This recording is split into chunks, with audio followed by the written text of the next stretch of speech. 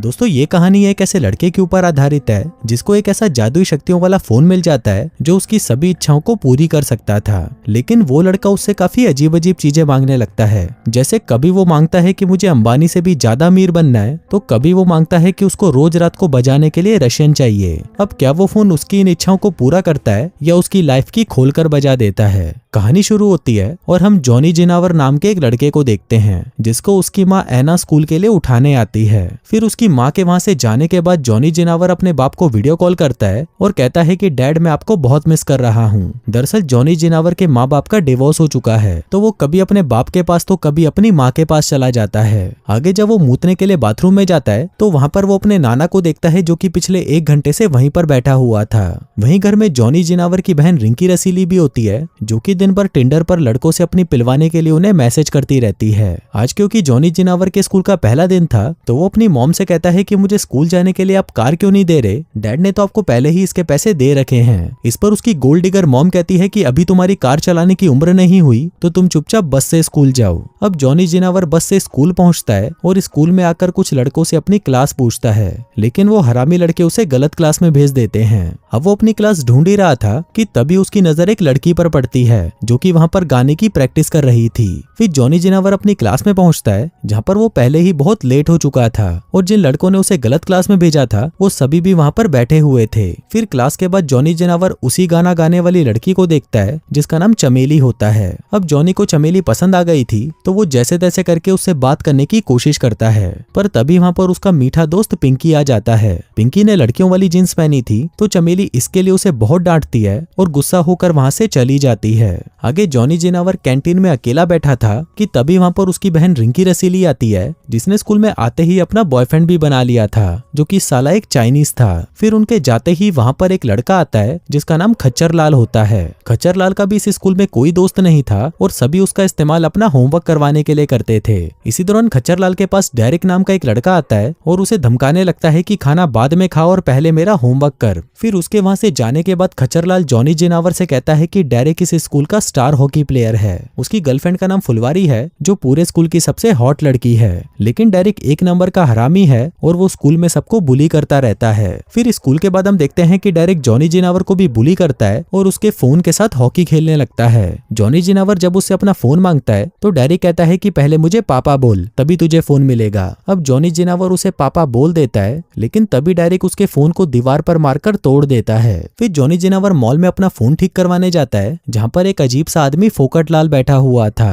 वो जॉनी जिनावर से कहता है कि मैं जानता हूँ कि तुझे सिमक्स करना बहुत पसंद है, लेकिन अभी तू सिर्फ हाथ गाड़ी से काम चला रहा है। अब ये सुनकर जॉनी जिनावर को बहुत अजीब लगता है कि इसको मेरे बारे में इतना सब कुछ कैसे पता चला। फिर फोकट लाल उसे एक नए मोबाइल ऐप के बारे में बताता है जिसका नाम यू यूनिवर्स होता है। फिर वो उसे कहता है कि अगर तुम इस ऐप में कुछ भी लिखते हो तो यूनिवर्स तुम्हारी सुनेगी और तुम्हारी हर एक इच्छा को पूरी कर देगी। जो कहकर वो उस फोन को जॉनी जिनावर को दे देता है। अब जॉनी जिनावर को ये काफी अजीब तो लगता है, लेकिन फिर वो उस फोन को लेकर वहां से चला जाता है। आगे घर पर जब वो अपने रूम में लेटा हुआ था तभी उसे फोकट लाल की कही हुई बातें याद आने लगती हैं। फिर वो अपना फोन उठाता है और उसमें लिखता है कि मुझे आज रात के लिए रशियन चाहिए, लेकिन उसको पोस्ट करने से पहले ही वहां पर उसकी बहन आ जाती है। दरअसल उसकी बहन को अपने चाइनीज बॉयफ्रेंड के साथ ओयो जाना था, इसलिए वो अपने भाई के कमरे की खिड़की से होते हुए बाहर चली जाती है ताकि उसकी माँ को कुछ भी पता ना चल सके।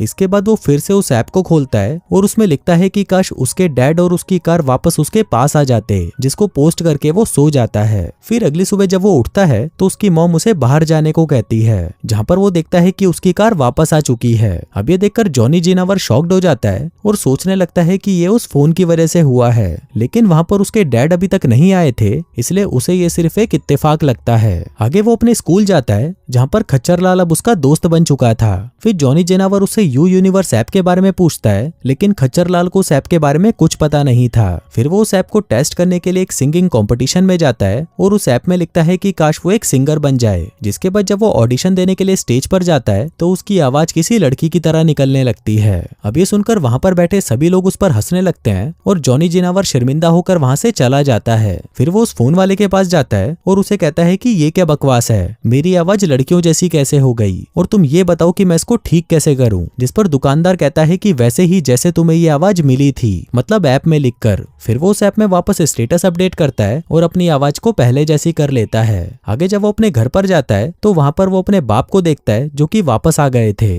अब जॉनी जिनावर उन्हें देखकर बहुत खुश था और वो उनसे पूछता है कि आप यहाँ पर कैसे आए। बाप कहता है कि ये तो मुझे भी नहीं पता, लेकिन जब मैं सुबह सोकर उठा तो मुझे लगा कि मुझे तुम्हारे पास आना चाहिए, तो मैं अगली फ्लाइट लेकर तुम्हारे पास आ गया। अब जॉनी जिनावर इस सबसे बहुत खुश था और फिर उसी रात वो फिर से उस ऐप में स्टेटस अपडेट करता है कि मैं बहुत अच्छा सिंगर बनना चाहता हूँ। जिसके बाद अगले दिन वो स्कूल में जाकर उसके म्यूजिक टीचर को उसका ऑडिशन फिर से लेने को कहता है, लेकिन जब उसका टीचर उसे मना कर देता है तो जॉनी जिनावर वहीं पर ही गिटार लेकर गाना गाना शुरू कर देता है। अब उसका गाना इतना बढ़िया था कि सभी को उसका गाना बहुत पसंद आता है। उधर चमेली भी बैठी थी जो उसका गाना सुनकर उससे बहुत इम्प्रेस हो जाती है। अब जॉनी जिनावर को सिंगिंग कंपटीशन के लिए सेलेक्ट कर लिया जाता है और इसके साथ ही स्कूल में उसके काफी सारे दोस्त भी बन जाते हैं। इसके बाद जॉनी जिनावर चमेली के साथ एक कैफे में जाता है, पर तभी वहाँ पर डेरिक आता है और उसे कहता है कि अगर तेरी गींड में दम है तो बाहर निकल। अब जॉनी जिनावर भी उसकी बात मानकर बाहर आता है और बाहर आते आते वो ऐप में लिखता है कि उसके पास ब्रूस ली जैसी पावर्स आ जाएं। जिसके बाद बाहर जाते ही वो दोनों कुत्ते की तरह लड़ने लगते हैं। यहाँ पर जॉनी जिनावर डेरिक को बहुत मारता है और उसके हाथ पैर तोड़कर लड़ाई को यहीं खत्म कर देता है। फिर उसी रात जॉनी जिनावर चमेली को एक लॉन्ग ड्राइव पर ले जाता है, जहाँ पर चमेली उसे कहती है कि मुझे झूला झूलने का बहुत मन है। अब जॉनी जिनावर अपने फोन में स्टेटस अपडेट करता है, जिसके कुछ देर बाद ही रास्ते में उन्हें एक झूला दिखाई देता है, जिसको देखते ही चमेली बहुत खुश हो जाती है। आगे वो दोनों उस झूले में जाते हैं जो कि टॉप पर जाकर वहीं पर रुक जाता है। अब क्योंकि दोनों के अंदर ही ठरक जागी हुई थी तो वो दोनों वहीं पर एक दूसरे को चूसने लगते हैं। फिर अगली सुबह हम स्कूल में जॉनी जिनावर और चमेली को अपने सिंगिंग कंपटीशन के लिए प्रैक्टिस करते हुए देखते हैं, जहाँ पर जॉनी जिनावर अपने टीचर से कहता है कि इस गाने से अच्छा तो हमें वो गाना गाना चाहिए जो चमेली ने लिखा है। अब टीचर भी उसकी बात मान जाता है, जिसके बाद चमेली सबको अपना लिखा हुआ गाना सुनाती है जो कि उन सबको बहुत पसंद आता है। फिर क्लास के बाहर आकर वो दोनों एक दूसरे को फिर से चूसने लगते हैं, लेकिन तभी स्कूल की बेल बज जाती है और चमेली वहां से चली जाती है। लेकिन उसके जाते ही वहां पर पिंकी आ जाता है और जॉनी से कहता है कि भीसड़ी के तू चमेली से दूर रह, वो सिर्फ मेरी दोस्त है। आगे जब जॉनी जिनावर खच्चर लाल के साथ कैंटीन में बैठा था तभी वहां पर डेरिक आ जाता है और उसे बुली करने लगता है, जिसके बाद वो जॉनी जिनावर को भी चूतिया कहता है और वहां से चला जाता है। अब इसे जॉनी जिनावर को बहुत गुस्सा आता है और वो डेरिक से बदला लेने के बारे में सोचने लगता है। इसके बाद वो प्लेग्राउंड में जाता है जहाँ पर आइस हॉकी की प्रैक्टिस चल रही थी, जिसके बाद वो उस ऐप को ओपन करता है और उसमें लिखता है कि वो एक नेशनल लेवल का आइस स्केटर बन जाए। इसके बाद वो हॉकी उठाकर ग्राउंड में जाता है और कोच के सामने अपनी स्किल्स दिखाने लगता है। कोच उससे पूछता है कि तुम ये कर क्या रहे हो, जिस पर जॉनी जिनावर कहता है कि मुझे भी आइस हॉकी खेलनी है। कोच कहता है कि अच्छा चलो कुछ खेलकर बताओ, लेकिन तभी हम देखते हैं कि जॉनी जिनावर वहां पर खेलने की बजाय डांस करने लगता है, क्योंकि उसने ऐप में दिखा था कि वो एक नेशनल लेवल का स्केटर बने, न कि हॉकी प्लेयर। अब ये देखकर सभी लोग उसका मजाक उड़ाते हैं, जिसके बाद जॉनी जिनावर फिर से स्टेटस अपडेट करता है कि वो एक नेशनल लेवल का हॉकी प्लेयर बन जाए। जिसके बाद वो कोच को फिर से अपनी स्किल्स दिखाने लगता है और अब उसे इस तरह से हॉकी खेलता हुआ देखकर कोच उसे अपनी टीम में रख लेता है। अब क्योंकि जॉनी जिनावर डेरिक से भी अच्छी हॉकी खेलता था तो कोच ने उसे टीम का कैप्टन बना दिया था और डेरिक को टीम से बाहर कर दिया था। अब इस सब के बाद जॉनी जिनावर स्कूल का सबसे पॉपुलर लड़का बन जाता है और सभी उसे बहुत पसंद करने लगते हैं। इसी दौरान चमेली उसके पास आती है और उसे कहती है कि तुम हॉकी के चक्कर में हमारी सिंगिंग क्लास मिस कर रहे हो, पर तभी जॉनी जिनावर कहता है कि डार्लिंग तुम चिंता मत करो, मेरे लिए सबसे जरूरी अभी भी सिंगिंग कंपटीशन ही है। आगे जब जॉनी जिनावर खच्चर लाल के साथ एक कैफे में बैठा था तभी खच्चर लाल उसे कहता है कि मेरे पेरेंट्स तुमसे मिलना चाहते हैं, क्योंकि उन्हें विश्वास ही नहीं हो रहा कि मेरा कोई दोस्त भी हो सकता है। इसी दौरान वहाँ पर उसकी हॉकी टीम के कुछ साथी आ जाते हैं और वो उसे उनके साथ एंजॉय करने को कहते हैं, जिस पर जॉनी जिनावर भी खच्चर लाल को छोड़कर उनके साथ चला जाता है। वहीं पर फुलवारी भी होती है जो कि अब डेरिक को छोड़कर जॉनी जिनावर को लाइन देने लगती है। फिर वो उसे अपना परफ्यूम सूंघने को कहती है, जिसको सूंघकर वो कहता है तुम कड़क माल है ना। इसके बाद वो उसे आज रात को एक पार्टी के लिए इनवाइट करती है, जिस पर जॉनी जिनावर उसे हाँ बोल देता है। फिर उसी रात वो उस पार्टी में जाता है जहाँ पर सभी उसको देखकर बहुत खुश होते हैं। वहीं पर डेरिक भी था जो कि एक दिल टूटे आशिक की तरह चुपचाप वहाँ पर खड़ा हुआ था। इसी दौरान फुलवारी वहाँ पर आती है और वो जॉनी जिनावर को अपने साथ ले जाती है। फिर वो उसे कोने में ले जाती है और उसे वहीं पर चूसना शुरू कर देती है। तभी जॉनी जिनावर को खच्चर लाल का मैसेज आता है, क्योंकि आज उसे उसके घर पर डिनर के लिए जाना था, लेकिन फुलवारी उसे रोक लेती है और उसे जबरदस्ती चूसने लगती है, जिसके बाद वो उन दोनों की फोटो खींचकर उसे सोशल मीडिया पर पोस्ट कर देती है। अब उनकी ये फोटो चमेली भी देख लेती है और जॉनी जिनावर से गुस्सा हो जाती है। जॉनी उसे मनाने की बहुत कोशिश करता है पर वो उसकी कोई भी बात नहीं सुनती। वहीं खच्चरलाल भी अब जॉनी जिनावर से गुस्सा था और वो भी उससे बिना बात करे वहां से चला जाता है। फिर उसी रात जॉनी जिनावर फुलवारी के घर पर डिनर के लिए जाता है, जहाँ पर हम देखते हैं कि फुलवारी के पेरेंट्स बहुत ज्यादा अमीर थे। उनके पास बहुत महंगी महंगी कार थी और उनका घर किसी महल से कम नहीं था। फिर जब फुलवारी जॉनी जिनावर को गेट पर लेने के लिए जाती है तो वो उसकी कार को देखकर उसे पार्किंग में छुपाने के लिए कहती है। फिर डिनर के वक्त फुलवारी का बाप जॉनी जिनावर का मजाक उड़ाने लगता है और कहता है कि तेरा बाप तो एक नंबर का फकीर है और तू भी साला फकीर ही है। अब ये सब सुनकर वो गुस्सा हो जाता है और वहां से उठकर बाथरूम जाता है। वहां पर वो उस ऐप में लिखने लगता है कि काश फुलवारी के पेरेंट्स उसे पसंद करने लगे। जिसके बाद जब वो वापस डिनर टेबल पर जाता है तो इस बार उसके बाप का बिहेवियर पूरी तरह से बदल जाता है। वो उसे अपना दामाद बनने को कहता है और उसे कहता है कि आज रात तो तुम फुलवारी की तितली का चमगादड़ बनाकर ही जाना। अब ये सब सुनकर फुलवारी हैरान रह जाती है कि उसके बाप को ये हो क्या गया है। इसके बाद फुलवारी की माँ जॉनी जिनावर को अपने साथ किचन में ले जाती है, लेकिन अंदर जाते ही वो उसे चूसना शुरू कर देती है। अभी सबसे बचने के लिए जॉनी जिनावर अपना फोन निकालता है और उस ऐप में कुछ लिखने लगता है, पर तभी फुलवारी की माँ उसका फोन नीचे गिरा देती है और वो फोन टूट जाता है। अब जॉनी उस फोन को उठाकर फटाफट बाहर भागता है और अपने फोन में उस ऐप को खोलने की कोशिश करता है, लेकिन उसका फोन काम नहीं कर रहा होता। इसी दौरान वहां पर फुलवारी की मॉम भी आ जाती है, पर तभी जॉनी उसे कार से नीचे फेंकता है और वहां से चला जाता है। इसके बाद वो भागते हुए उसी मॉल में जाता है जहां पर वो फोन रिपेयर वाली शॉप थी, लेकिन जब वो वहां पर पहुंचता है तो वहां पर कुछ नहीं होता।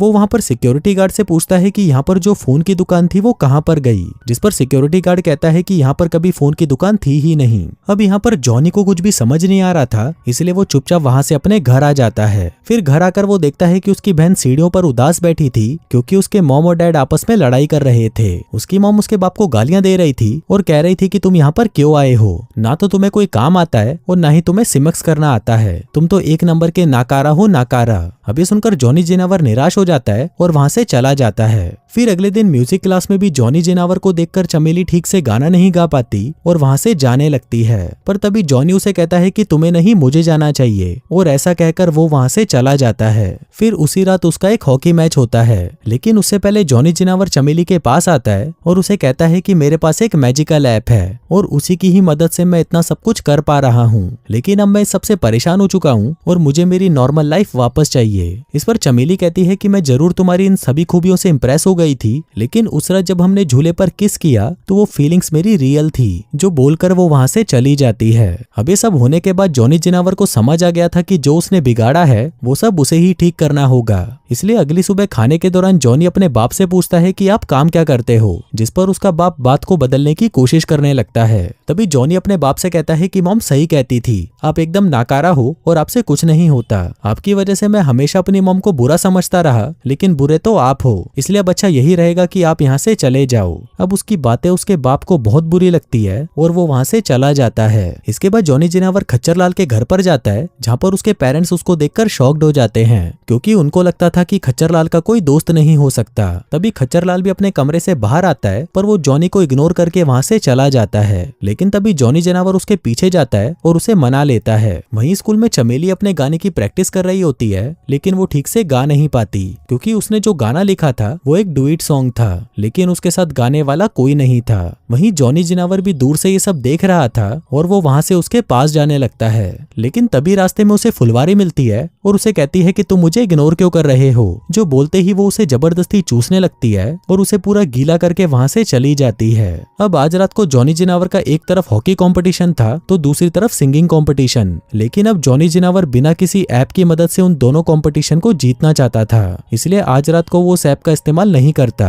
अब शुरू में तो वो बहुत अच्छा गेम खेलता है, लेकिन फिर उसकी अचानक से एक प्लेयर से टक्कर हो जाती है और वो घायल हो जाता है। अब क्योंकि वो ये गेम नहीं खेल सकता था, इसलिए उसकी जगह पर डेरिक को बुलाया जाता है। लेकिन वहीं दूसरी तरफ हम देखते हैं कि जॉनी जिनावर को तो कुछ हुआ ही नहीं था और वो ये सब नाटक कर रहा था। इसके बाद वो भागते हुए चमेली के पास जाने लगता है, लेकिन तभी वहां पर उसका दोस्त पिंकी कुमार आता है और उसे उससे लड़ने के लिए कहता है। लेकिन तभी जॉनी जिनावर उसे कहता है कि पिंकी तुम तो एक मीठे हो और तुम्हें तो मेरा मुंह में लेना चाहिए। अभी सुनकर पिंकी खुश हो जाता है और उसका मुंह में लेने के लिए मान जाता है, जिसके बाद वो उसे गिटार देकर स्टेज पर भेज देता है। कुछ देर बाद उसका और चमेली का परफॉर्मेंस शुरू होता है, जहाँ पर वो दोनों इतना अच्छा गाते हैं कि वहाँ पर सभी को उनका गाना गाना बहुत पसंद आता है। फिर गाने के बाद जॉनी चमेली से माफी मांगता है और तभी स्टेज की लाइट्स अचानक बंद हो जाती हैं। तभी उसका फोन वाइब्रेट होता है और तभी वो देखता है कि उसके फोन में वो ऐप फिर से शुरू हो जाती है। लेकिन जॉनी जेनावर उस ऐप को डिलीट कर देता है क्योंकि अब वो अपनी एक नॉर्मल लाइफ जीना चाहता था। फिर अगले दिन हम देखते हैं कि जब जॉनी जेनावर स्कूल में जाता है तो सब कुछ नॉर्मल हो चुका था, लेकिन चमेली अभी भी उससे गुस्सा थी